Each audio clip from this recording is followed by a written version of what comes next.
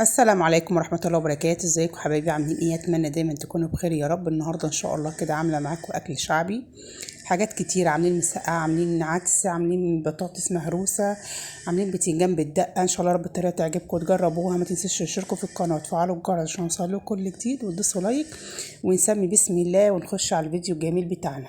هنا عندي بتنجان رومي اللي هو مكبب ده كبير. بجيبه بغسله بقطعه كده واحط له معلقه من الملح كده، وبنزل ميته بحطه في مصفى عشان ميته تنزل وما يشربش مني زيت كتير. وهنا عندي بطاطس مقطعه صوابع كده، وعندي فلفل اخضر كده، فلفل رومي مقطعاه مكعبات عشان الواحد وهو بياكل كده تبقى القطعه على قد اللقمه كده صغيره يعني. هنا عندي فلفل شطه برضو مقطعتها صغيره مكعبات برضو. بس هنجهز كل حاجتنا كده وبعد كده نشتغل. طبعا انا قطعت البتنجان قبلها حوالي بساعه عشان انزل ميته، وننزل الميه بتاعته بعد ما حطيت الملح وحطيته في مصفى ونزل الميه بتاعته. هنا عندي بس نص كوبايه كده من الدقيق عشان كمان ما يشربش زيت خالص البتنجان ويطلع مقرمش وجميل جدا. هنحط بس كده رشه من الملح على البطاطس. اول حاجه هنحمرها البطاطس كده، بنحط الملح على البطاطس عشان تبقى طعمها حايق، يعني طعمها مش عدمة يعني. بس كده انا عندي زيت على النار هيسخن قوي، وبعد كده هنزل عليه بالبطاطس كده. نحمر البطاطس عقبال ما نعمل البتنجان نغلفه بالدقيق. دي عادي جدا مفيش اي حاجه. طبعا انا مملحه البتنجان قبليها، والبتنجان محيق جدا يعني مش محتاج ملح ولا اي بهارات في الدقيق. عقبال ما البطاطس بتاعتي تحمر يكون انا عملت بدرت كده البتنجان بالدقيق. اغلفه كده بالدقيق واحطه على صينيه جنبه بعضيه كده عقبال ما يخلص البطاطس. التغليفه ديت ما بيشربش زيت خالص، وبيطلع البتنجان مقرمش ومش شارب زيت خالص خالص، والبتنجان تطلع لك مقرمشه كده وجميله جدا. بيطلع اللون الذهبي بتاعها كده حلو قوي، مش شاربه زيت خالص. احنا طبعا نزلنا الميه بتاعته وغلفناه بالدقيق.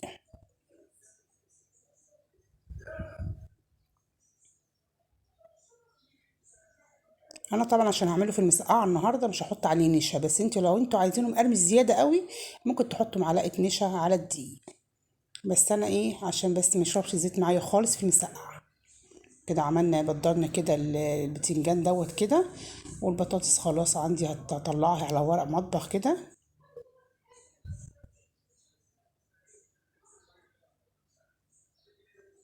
البطاطس ما بحمرهاش او بخليها يا دوبك لونها ذهبي خفيف جدا، عشان لما بتحمروها قوي بتبقى ناشفه. فدي لما بتكون آه اللون الذهبي الخفيف، لما بتقعد بقى في المسقعه كده وتشرب من الصلصه بيبقى طعمها حلو جدا. شاربه بقى من الصلصه كده وتخينه كده ومش ناشفه خالص. كده هنحط البتنجان بقى في الزيت السخن. والبتنجان بقى لما بتحط في الزيت السخن على طول بيحمر، ما بيقعدش زي البطاطس يعني كتير. يبقى عنا عليه على طول عشان ما تحرقش معانا. وانا عايزاه اللون الذهبي الخفيف برضو، مش عايزاه اللون الذهبي الغامق. كل ما بتحمري حاجة المسقعة بتبقى فاتحة شوية بيبقى طعم احلى، يعني ما نحمرهاش قوي يعني تبقى لون الذهبي الفاتح.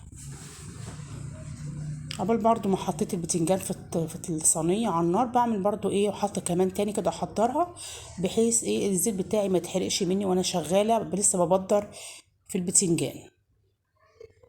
هبدر كمان شوية واسيبهم قبل ما اطلع اللي في الطاسة. بس كده محضرة دول وهطلع التانيين. هنا طبعا هنعمل عدس النهاردة. عندي كده كوبايتين من العدس، هغسلهم واحطهم يستووا كمان جنبي وانا شغالة في المسقعة. البتنجان يا دوبك كده خد اللون الذهبي الخفيف كده، اروح مطلعاه على طول. المسقعة بس العدس بس دلوقتي انا حطيته في حلة لسه هغسله، واحط عليه مية من الحنفية واحطه على النار، واحط عليه طماطم واحطه على النار. طبعا طرق العدس كتيرة جدا جدا ملهاش نهاية يعني. للعدس فيه طرق كتيرة جدا. في عدس بالطماطم، في عدس بالثوم، في عدس بالبصل، في شوربة عدس، في يعني عدس بالسمنة، عدس باللية، عدس بالشوربة. في طرق كتيرة جدا جدا للعدس، ملهاش نهاية، وكل طعم مختلف عن التاني.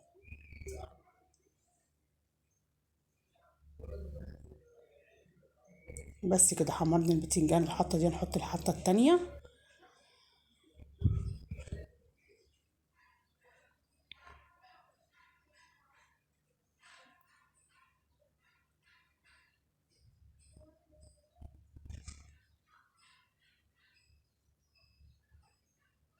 على طول البتنجان بيحمر معايا كده، ما بياخدش اي وقت خالص، وبيطلع ناشف وحلو جدا.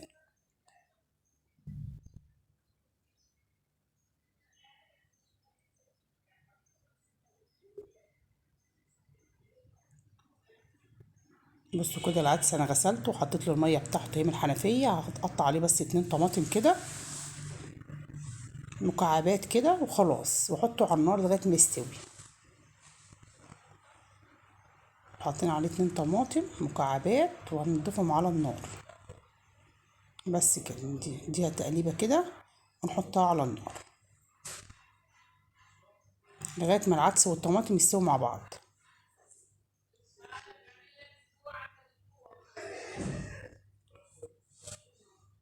بس هشيل الريمه بتاعت العدس كده لما بتتكون على الوش كده، نشيلها عشان يبقى العدس بتاعي صافي كده وايه ومش غامق. وخلاص كده خلصنا البتنجان، ناقص على الفلفل وخلاص.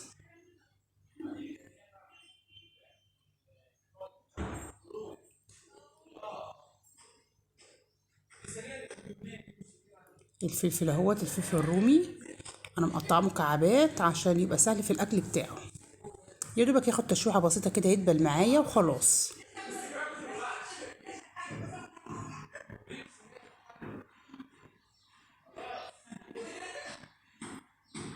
بس كده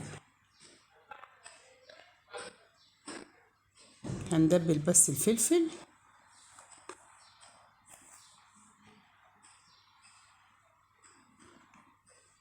هندي برضو للعدس تقليبه كده لغايه ما يستوي على نار هاديه. اول ما بيغلي معايا بوطي عليه النار. والفلفل كده معايا خلص، هحط بس ايه الفلفل الشطه.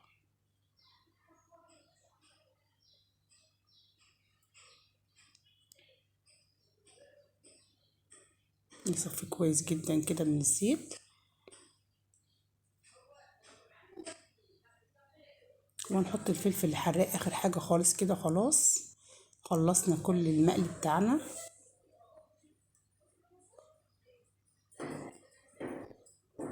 دبلت معايا اهيت، عشان نبتدي بقى نطلعها، ما تاخدش اي وقت خالص على النار. انا مطلعه كل حاجه في طبق عشان انا بعمل صينيه المسقعه طبقات، يعني طبقات في بعضيها كده يعني.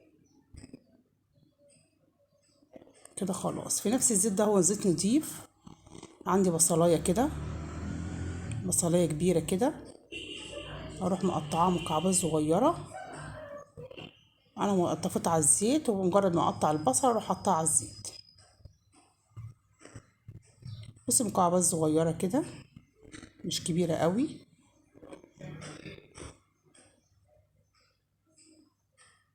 النهارده هنعمل مسقعه بالبصل.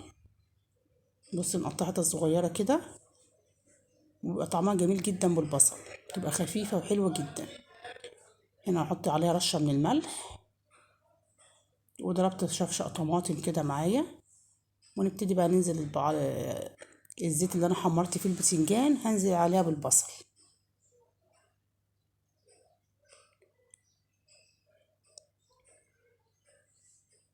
بس كده انا هتبل البصله برضو، مش هحمرها ولا اخليها صفرة كمان. يا دوبك تدبل تبقى لون الشفاف كده. نحط عليها قرن فلفل رومي كده اهوت متقطع برضو مكعبات صغيره، بيديها طعم حلو برضو في البصله واحنا بنشوحها.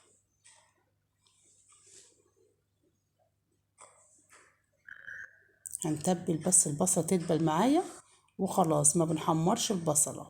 لما بتدبلوها في المسقعه بصراحه بتدي طعم حلو جدا جميل جدا.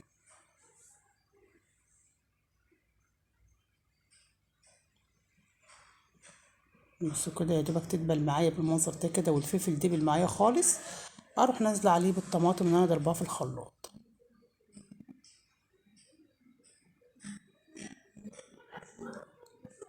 يا دوب تتبل كده وخلاص، لون الشفاف.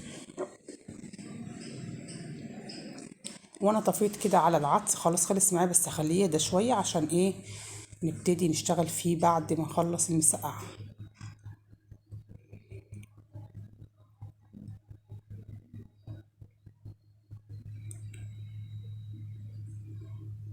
خلاص كده ننزل عليها بالطماطم.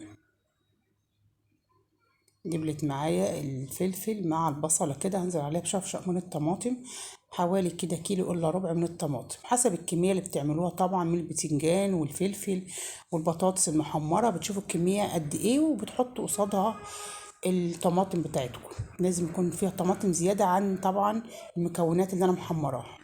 والعدس كده خلص معايا.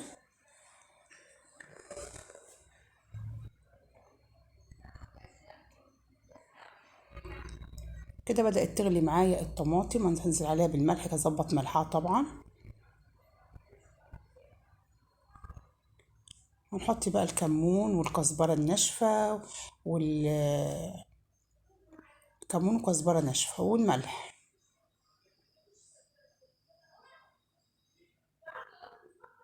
ورشة من الفلفل الأسمر كده، ورشة من الكمون. النهاردة الفيديو بتاعنا بيعتمد عن الكمون والكزبرة الناشفة. الأكل الشعبي هو بيحب الكزبرة الناشفة والكمون. هنظبط بس ملحها كده، وجبنا الصينية اللي هرص فيها المسقعة. أنا النهاردة عاملاها مسقعة من غير لحمة، تغيير، وبتبقى طعمها حلو جدا وخفيفة كمان. انا عملت معاكم قبل كده المسقعه بالخل والثوم، عملت معاكم المسقعه المشويه، النهارده عملنا المسقعه بالبصل. بصوا انا بحط صلصه كده في قعر الصينيه من تحت كده، وما بخلي ما بسبكش ايه الصلصه جامد، بخلي فيها صوص كده بحيث لسه هتخش الفرن ولسه تاخد وش كمان في ايه تحت الشوايه.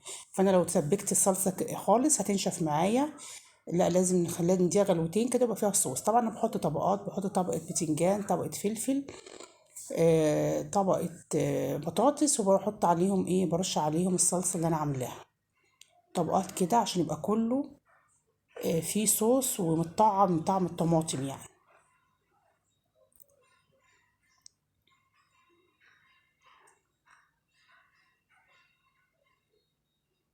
كل دور كده بحط فلفل، بتنجان، بطاطس، واروح حاطه عليه الصلصة على الوش كده، بغلفه بالصلصة بحيث تبقى طبقات كلها متغلغلة بقلب الصلصة كده ومتشربة. البتنجان متشرب بالصلصة. عندي الفلفل الحراق كده، اديها رشة في النص كده اهوت، في نص الصينية، في نص الأدوار يعني. كده ناقص برضو رشة تانية كده من البطاطس، وحط برضو صلصة، نغرقها كده صلصة بحيث تتغلغل كده في قلب الصلصة كده وتتشرب.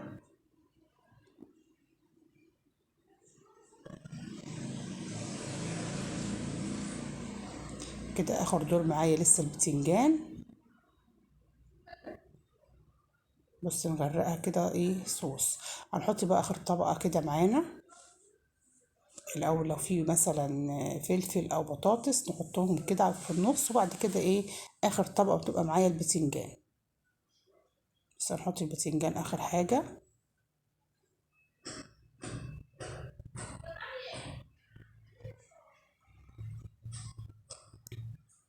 بتبقى بالطريقة دي حلوة كده ومنظمة وشيك يعني، من غير لما نقلب كله على بعضيه بيبقى بصراحة الشكل مش قد كده.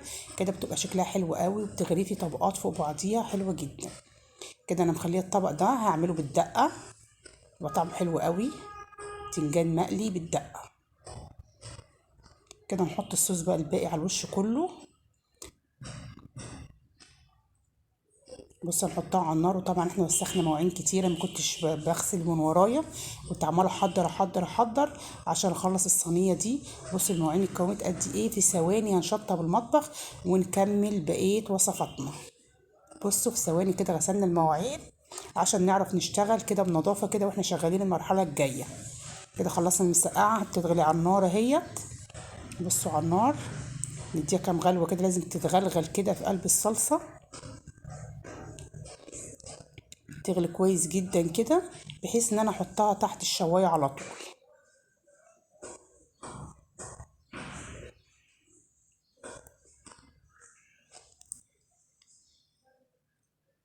بصوا هي بتغلي، لازم تتغلغل كده في قلب بعضيه عشان كله يتطعم من بعضيه، وبعد كده احطها تحت الشواية ونبتدي نعمل بقية الوصفات التانية اللي هو العدس، وهنعمل بطاطس مهروسة وبتنجان بالدقة.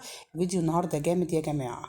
بصوا هنا العدس طبعا برد معايا، عندي البتنجان المقلي اللي انا كنت قليه وسايباه على جنب، عندي بطاطس مهروسة، انا جبت بطاطستين قطعتهم ايه مكعبات، وحطيتهم في مية وحطيتهم على النار استووا، وبدأت ايه اصفيهم كويس جدا وهرسهم. هنا عندي طبعا العدس بعد ما برد، جبت شفشق الخلاط كده واحط فيه العدس. هو طبعا ايه بيبقى شرب ميته خالص، بيبقى تقيل كده بالمنظر ده كده، نحط عليه حبة مية صغيرين امشي بيهم الخلاط.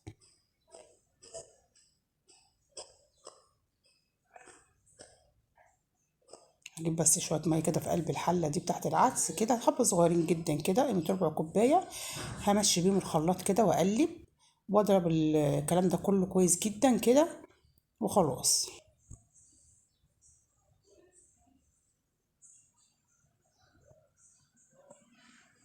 بس كده ضربت العدس كده في الخلاط كويس جدا، جبت حلة اكبر طبعا عشان لسه هنعمل النهارده عدس بالشعرية.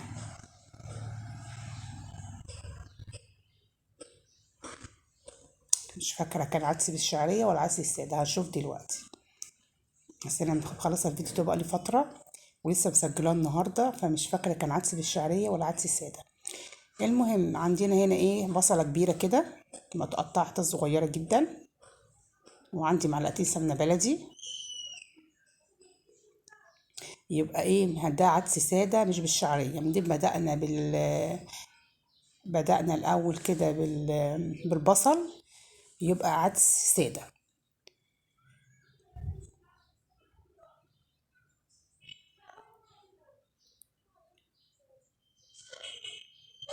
هنشوف دلوقتي كده. انا حطيت طبعا ملح وفلفل وكمون، لا فلفل لا معلش، حطيت ملح وكمون بس، ماشي، وحطيت ملح وكمون وكزبرة ناشفة للمسقعة، قصدي للعدس.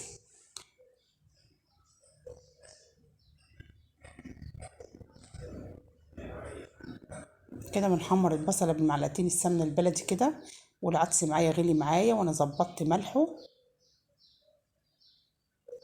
وخلاص على كده.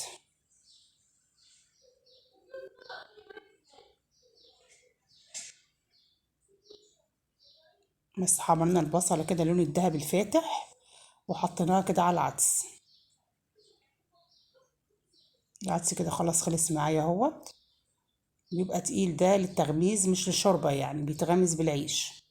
والمسقعة عندي خلصت، طلعتها من تحت الشواية، ما بخليهاش تحت الشواية كتير قوي عشان وشها ما ينشفش يعني ويبقى مجلد، يا دوبك كده ايه تشمع وخلاص.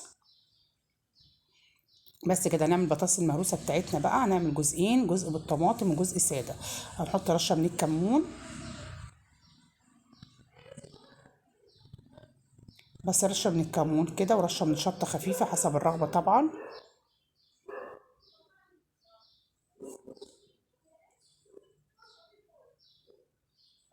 وهنحط الملح بتاعها بقى، نظبط الملح بتاعها كده.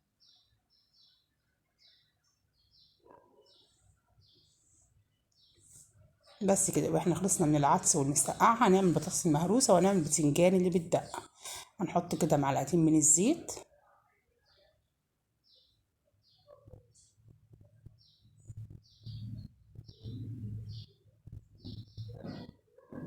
البطاطس المهروسه بالطماطم بيبقى طعمها جميل جدا كده، مميز حلو قوي. تحط بتقطعة الطماطم كده وتقلبيها مع البطاطس، بتدي طعم حلو جدا حسب ما تحبوا طبعا. عايزينها سادة عايزينها، دي كده انا عملتها سادة، ودي هنعملها بالطماطم. ممكن تعملوها بالزبدة، تعملوها بالثوم، بس تعملوها، ممكن تعملوها بالبيض، تقشروا البيض عليها بيبقى طعمها حلو جدا. ليها كذا طرق يعني البطاطس المهروسة دي. هنقطع كده طماطمية حتت صغيرة كده، مكعبات يعني.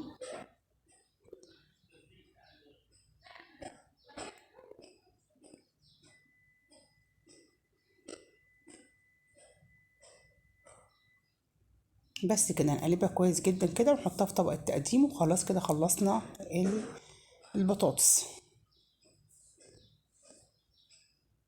الطماطمية دي بتطعمها، بتخليها طعمها حلو.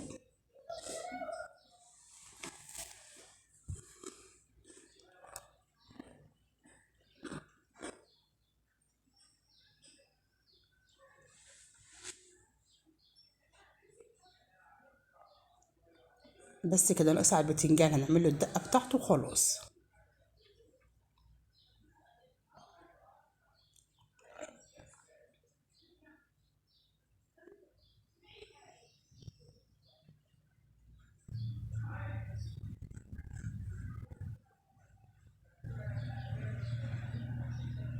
احنا طبعا ما بنحطش فلفل اسمر يا جماعه عليه العدس عشان اللون ما بيبقاش غامق. العدس بنحط له رشه من الكمون، وممكن رشه من الكزبره الناشفه والملح فقط، ما بنحطلوش اي حاجه تاني. ممكن نحط له شطه لو حابين، لكن ما بنحطش للعدس خالص فلفل اسمر عشان لونه ما يغمقش معانا. كده خلصنا الطبقين البطاطس المهروسه. هنعمل الدقه بتاعتنا بقى بتاعت البتنجان. الدقه دي بقى عايزينها البتنجان الرومي دوت اللي انا قلياه، عايزين البتنجان العروس زي ما تحبوا.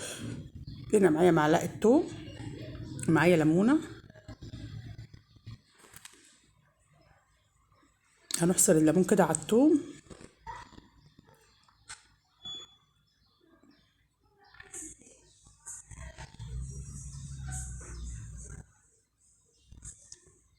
بس كده نظبط الملح بتاعها طبعا كده، ونحط رشه من الخل،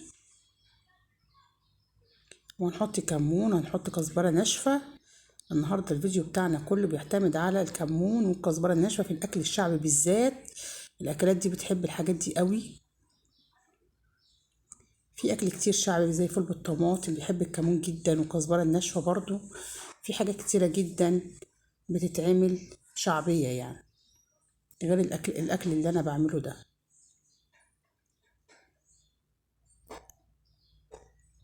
كده حطينا رشه من الكمون، كزبره، حطينا ملح، حطينا شطه حراقه وحسب ما تحبوا طبعا.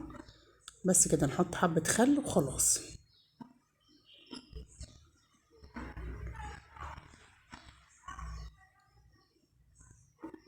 معلقتين كده من الخل كده، ونروح بقى ايه، نحط الدقه دي على البتنجان.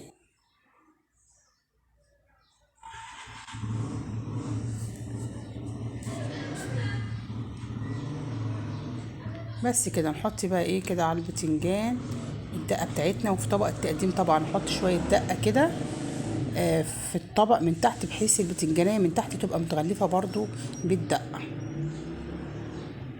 بس كده انا بحط على الوش كده، بشربهم كده اهوت. واجيب طبق التقديم بتاعي برضو احط فيه معلقتين كده من تحت دقه، بحيث لما اجي احط البتنجان يبقى متطعم من تحت ومن فوق. بص افردهم كده في الطبق، واروح حاطه عليه ارص عليه البتنجان، بحيث يبقى ايه يتشرب من تحت ومن فوق البتنجان بتاعي بالمنظر ده كده.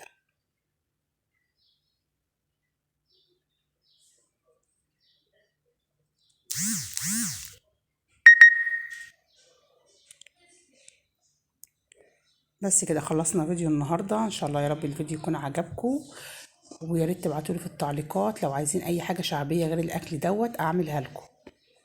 كده جبنا برضو طماطمايه وحطينا فيها دقه، بيبقى طعمها حلو جدا برضو مع الاكل. هنغرف كده المسقعه، بس بتبقى طبقات كده، طبقات كده متشربه، وقلب الصوص اللي احنا عملناه بيبقى حاجه تانية خالص، طعمها حلو جدا.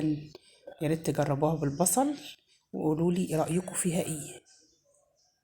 طعمها حلو جدا وخفيفه جدا، اخف من ام توم، حلوه قوي. نغرف العدس بتاعنا. طبعا العدس كل ما بيقعد بيتقل، فاحنا بنعمل حساب ان هو كل ما بيقعد بيتقل، يعني ما نخلوش تقيل قوي واحنا بنعمله، نخليه مظبوط بحيث لما نيجي نغرفه كده بيبقى حلو. لو انتوا عايزين تعملوه فته ممكن تزودوه ميه وملح ويبقى فته، ده كده تغميز. لو عايزينه فته ممكن تزودوه شويه ميه كمان وتشربوه يبقى فته، شوربه يعني، عايزينه فته او شوربه.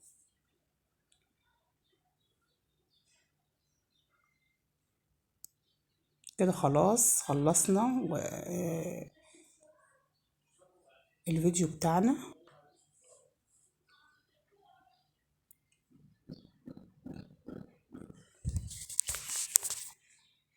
كده خلصنا اهوت كل الحاجات، ناقص بس البتنجان ملهوش مكان اصلا.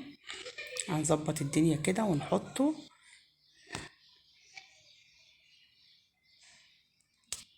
بس كده. وان شاء الله يا رب الطريقه تعجبكم وتجربوها. ما تنسوش تشتركوا في القناه وتفعلوا الجرس، وان شاء الله باذن الله اشوفكم في فيديو جديد. والسلام عليكم ورحمه الله وبركاته.